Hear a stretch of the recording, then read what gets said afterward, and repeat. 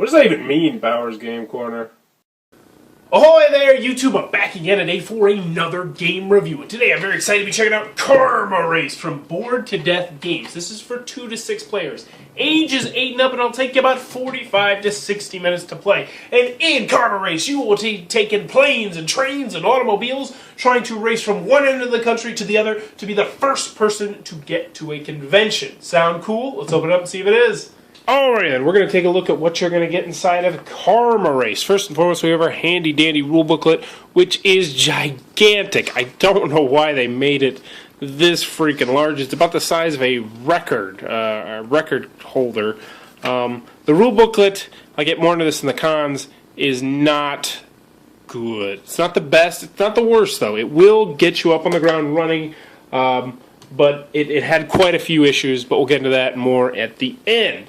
Next, you're going to get some dice, which you'll be using for various different rolls. It's by no means a roll and move game, but you will be rolling dice every now and then to see if a risky jump works, or various other things. You're going to have 6 little pawns of various different colors, which just are little dudes who will be racing to get to the convention. Because in this game, you're going to be trying to get all the way from over there, all the way to the convention, which is down here. I mean, this board is massive. It's about the size of a Ticket to Ride board, I do believe. You'll be trying to be the first one to get there. How are you going to do that? You're going to be using planes, trains, and automobiles to make your way across the country, as they put it. So let's go over the cards next. There's going to be 5 kinds of cards. The first one are just going to be your player cards, and these are nice, thick, sturdy. And the one thing I like about these is they're optional, but I definitely think you should still hand them out when you play, just because they have the turn order on there, which is extremely helpful. It's not a difficult game, but the turn order, having it right there, definitely does help. And also, each one has their own special ability. So this guy's risky reroll a green die you rolled. So essentially, he gets to re-roll a risky die, and there's 6 of those, so each one will have their own unique character with a different special ability. So, next, we're going to be moving on to the cards down here. There's going to be 4 kinds of cards. The first one over here are going to be your vehicle cards. And when you draw from this pile, you're either going to get a train or a plane or an automobile. They have motorcycles, cars, ice cream trucks. There's all sorts of various different stuff. There's some that are funny. There's nice flavor text on them that is a lot of the times actually pretty humorous, which is good because a lot of games try and get the humor down, and it doesn't work. This game definitely is on the funnier side of the game spectrum. Next, you're going to have your karma cards, and there's 3 kinds of karma cards. You got your train karma cards. You got your automobile karma cards, and then you're going to have your plane karma cards. When you draw cards in your hand, if you're going to need vehicles, obviously you're going to draw over here. But these ones are going to be special cards that will either help you or hurt someone else when they are doing that. So for instance, if you have this card, it's called Derailed. Play this card only if the current speed total is 13 or more. So let's just say somebody is going on a train, which are these ones right here, which I'll zoom in a little bit so you can see a little bit. These are the train tracks right here. So those are the train tracks. The white ones those are flying in the air, and then as you can tell, these roads right here are the roads. But anywho, zooming back out.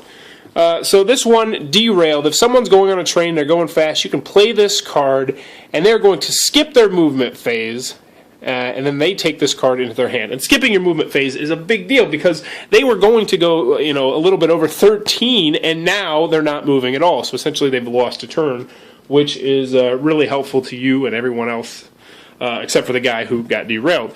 Next, we got our car one over here. Let's see if we can find a good one. There's some stuff where you got to do the dice roll. Here's a good one. So this is going to tick some people off. I personally enjoyed the humor. This is you can be driving with a drunk driver. Roll a red and green die. If the green die is higher, add that value to your speed. If the red is higher, subtract that value from your high speed. So essentially, it's a crapshoot driving with a drunk driver, just like in real life. Last, you got your plane one. So this is emergency exit. You may play this card at any time on your turn. Immediately remove all their cards played so far, and you move to the closest road space. This is a really interesting card. My brother-in-law actually played that card, and he pretty much won the game using that card successfully.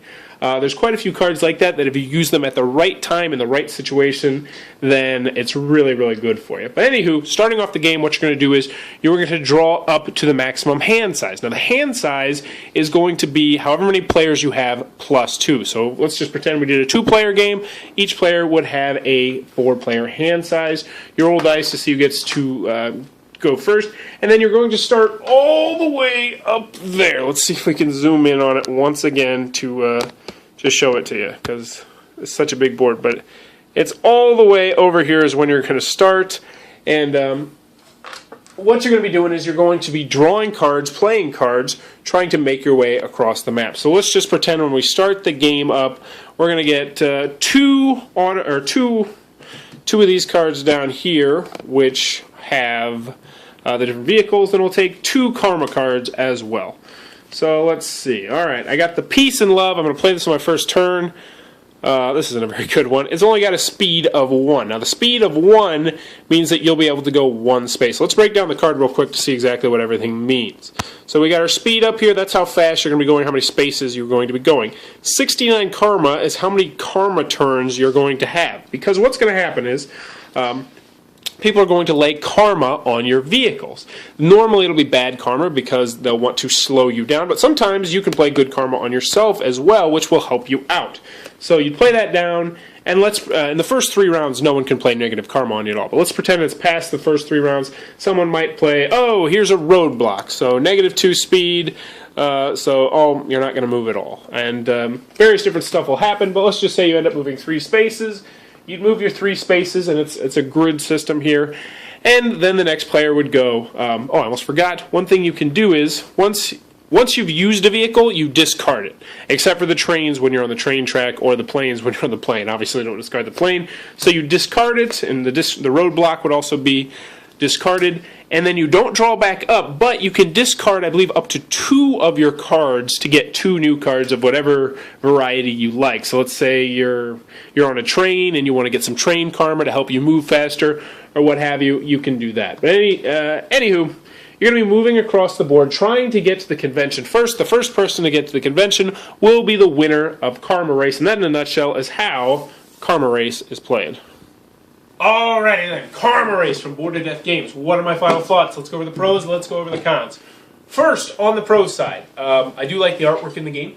The humor was pretty good. A lot of times when games try and implement humor, it does not work very well. This game actually has more hits than misses, which in our hobby is actually kind of rare, so that's awesome. Also, the game is incredibly easy to learn and to teach. It's a nice family weight game. I definitely would put it in there. You can definitely teach this to kids, no problem at all.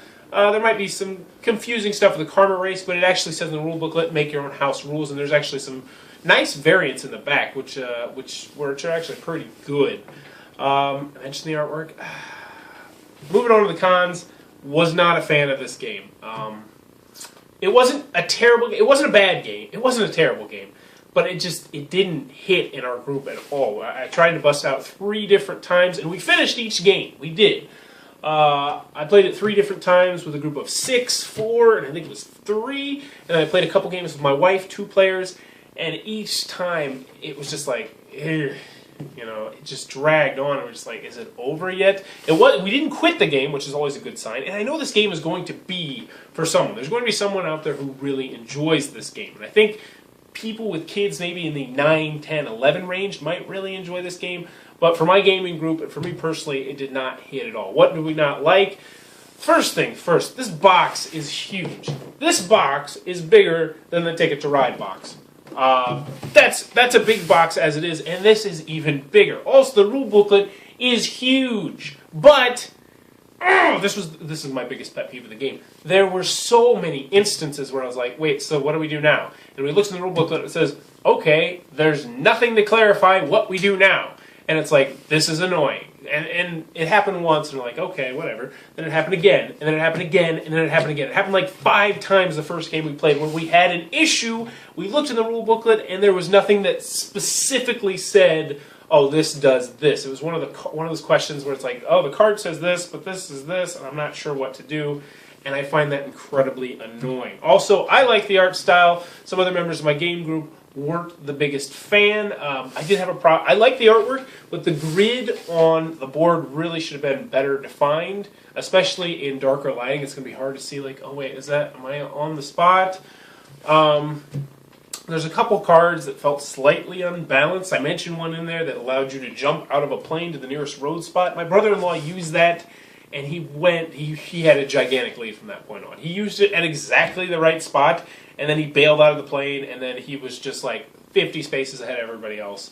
And we tried to kingmake, we tried to team up on him, and we still couldn't catch up because he had such a big lead because of that card.